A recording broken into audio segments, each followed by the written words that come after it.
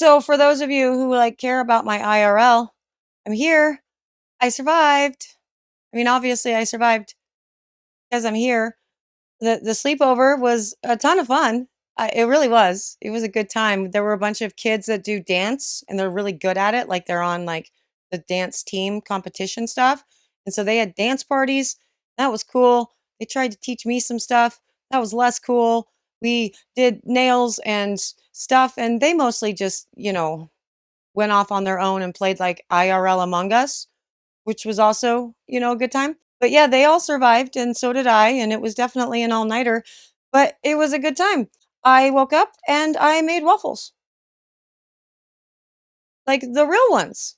Because I know how to cook, sort of. But making waffles actually does have something to do with today's video. So, yay. Every once in a while it happens. I will tell you what that something is in just a minute. But before I do, hello, I am Mrs. Soap and Clay. Let's make stuff.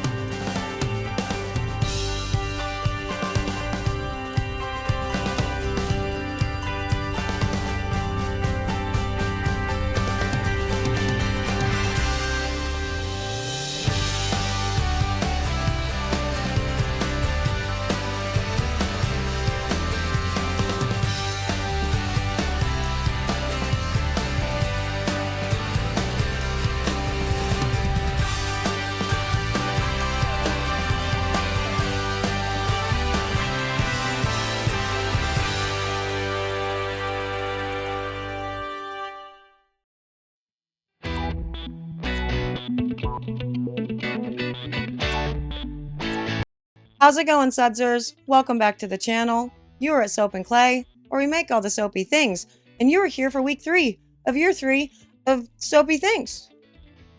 And today we are doing more with bath bombs and bath bomb molds and testing of the air sprayers with the bath bomb creation. All the things. And we're making waffles and fortune cookies for a bomb box, well, a bath box that I do for my subscription programs that is completely dessert themed.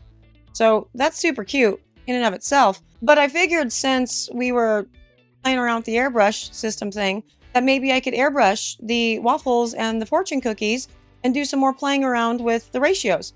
I'm also playing around with the recipe because when you buy 3D molds and stuff from places, they all seem to have a different recipe. And every single one of those recipes has like 9 million ingredients in it. And I don't get it. Like, I don't understand why so many. And so I thought, well, fine, I'll try one. And it included a lot of stuff that I don't put into bath bombs. And I will, I guess, tell you about my thoughts and opinions on all of that, in the video at some point. Maybe. But let's go check out my new airbrush system and see if I manage to do that.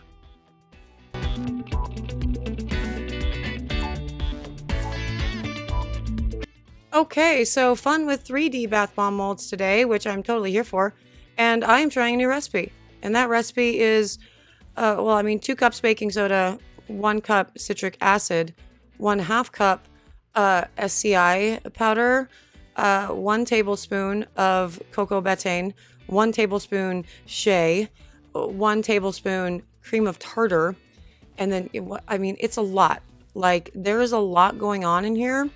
And it was just one of the more normal recipes that I've seen on these websites for, this is the perfect bath bomb mold mix thing to use for your, 3D bath bomb molds.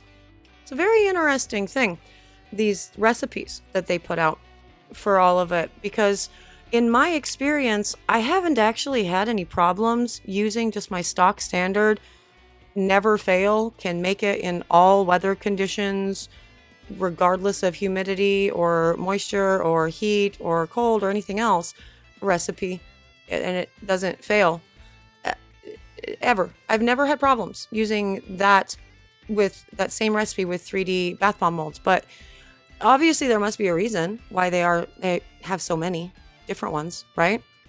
So I don't know, we're trying something new. And inside of all of this, I am putting in some heavily pigmented dyed colors inside to have a nice little fun surprise in the bloom, which is very cool.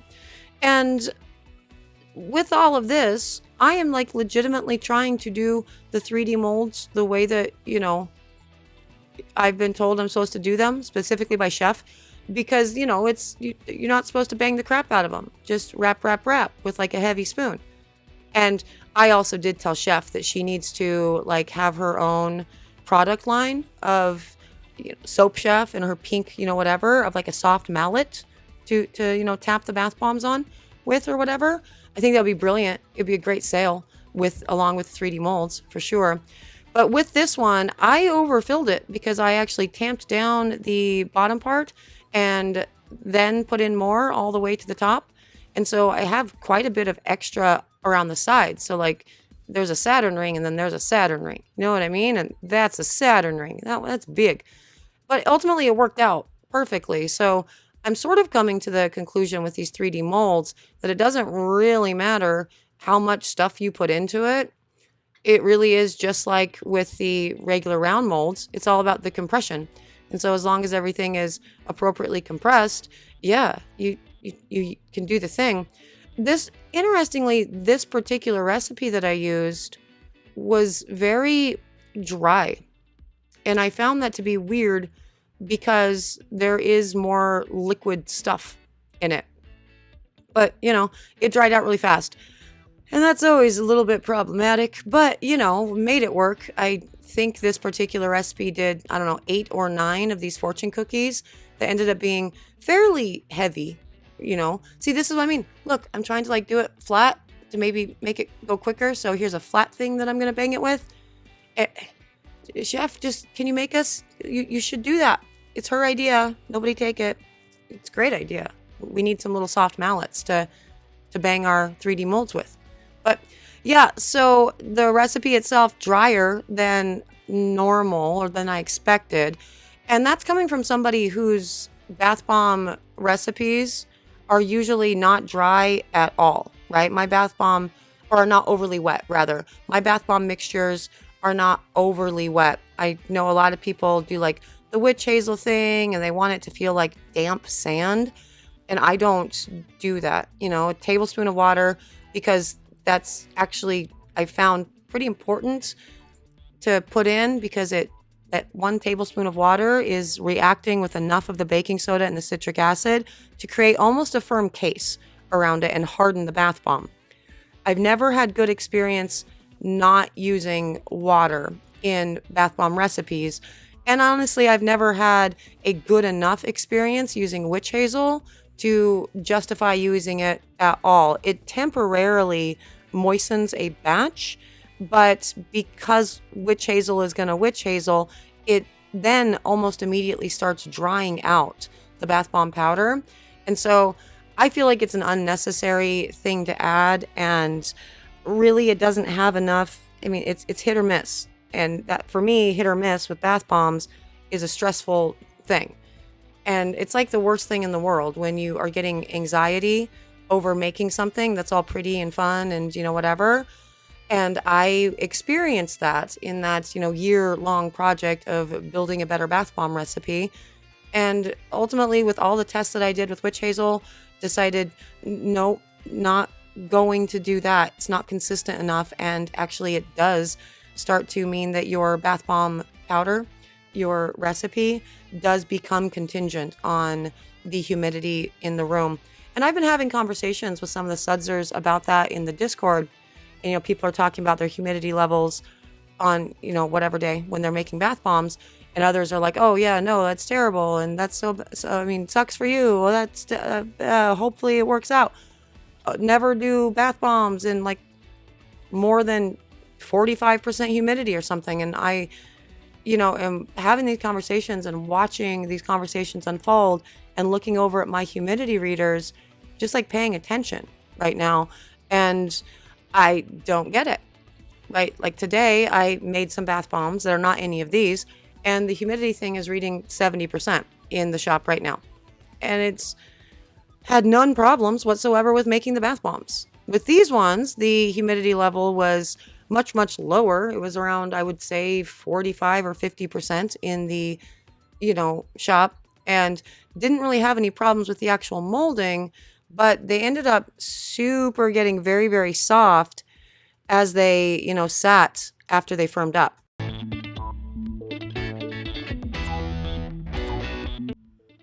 So, just for the spoiler, I don't actually super figure this out in this video, but this was my process of, starting to play with and pay attention to the ratios of micas to, rubbing alcohol and or putting in other things. And this particular ratio is 1/4 teaspoon of mica dispersed, quote unquote, in 2 tablespoons of the rubbing alcohol and a 1/2 tablespoon of the glycerin. Now, the addition of the glycerin is actually a really good thing for sure. And I didn't end up with any sort of like clogged tips or problems with that. And I was mentioning that to Mr. Soap and Clay about how I hadn't experienced any clogged tips. And he was like, well, I mean, that sort of makes sense because you do need your solution to be viscous.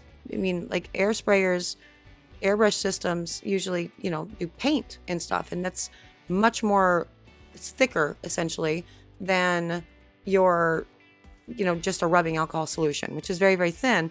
And then he said something about how glycerin is also used to coat and condition like rubber seals. And then he started talking about how it's used in his job or whatever. And so it's also a good thing because it's helping out with all the different compartments of the airbrush. I don't know. I have no idea. So I liked the glycerin addition for sure, but because it's still just a small amount of mica, such a small amount, it feels like that it took that entire chamber thing there is not good. You know what I mean? It took way too much, essentially, of the mixture to properly do this. And so I started really kind of realizing that whereas I'm usually really skimpy when it comes to mica, that in the airbrushing system, more is actually better because you end up using quite a bit less of the actual solution, the entire solution together to do the spraying because it's a more pigmented, version, which is good because you're getting too much of this rubbing alcohol and stuff on these bath bombs. Again, they start to dry out and they become fragile and it's not a lot of fun. And also they start doing weird interacting things with the citric acid, leading to a lesser fizz, I've noticed. So I am starting to lean into something like this and really getting more mica into the solution, which is hard for me. Like I hope you hear the pain in my voice. This is painful because I don't like to use a lot of mica, And so ultimately what I ended up doing with all of this is adding an additional 3/4 of, a teaspoon. So a teaspoon in total to what would be 2 tablespoons of rubbing alcohol and 1/2 tablespoon of glycerin. And that worked pretty great. Like, that's pretty. It's nice and pigmented. I don't use a lot of the solution. So I'm on the right track, but it's definitely not completely figured out yet. But there's some waffles and fortune cookies. And there they are, some super cute waffles and fortune cookies. And admittedly, I didn't do anything super crazy with any of this painting, but figuring out the ratios, i.e. you need a whole lot more mica than I am used to doing, 1 is uncomfy for me, but 2 is good to know. So I guess that's the more important thing. And I just 1 and 2'd. I never 1 and 2. Wow. But yeah, figuring out that ratio actually is important because if you're laying too much rubbing alcohol down onto your bath bombs, you're actually compromising the structural nature of the bomb. They can get soft. And so at that point, you are actually dealing with the humidity in a room as a factor, the humidity in the curing and storing area as a factor, all of the things. And you're also dealing with the potential of the citric acid to be consumed with this process before it actually gets to hit its fizzy liftoff at your end user's house. And so less fizz. And a lot of bath bombs I've seen that have been, super duper painted and whatnot, they have such a lackluster fizz. And I mean, it's fine. That's great. But for me, I like the big, explosions. So I do want to be cognizant of that and not lay down too much, rubbing alcohol. With these, I don't believe I laid down too much rubbing alcohol because very little color went on to any of them, and this recipe ended up incredibly fragile. With these, just within a few days, right, I don't even want to touch it. It's going to get all over my mic. This sucks. But they went from really rock hard. They went from really rock hard and sturdy to, I mean, you just see it just coming off, right? And then this is bad. And this is one of the reasons why I don't put in all of that extra stuff with your SCI and your SLSA and your cocoa betaine and, you know, the butters and stuff, because you do run the risk of having a bad batch of bath bombs. And so when I was on my big build a better bath bomb kick for like a year at least, just obsessed with that process, I ultimately did decide that less is more.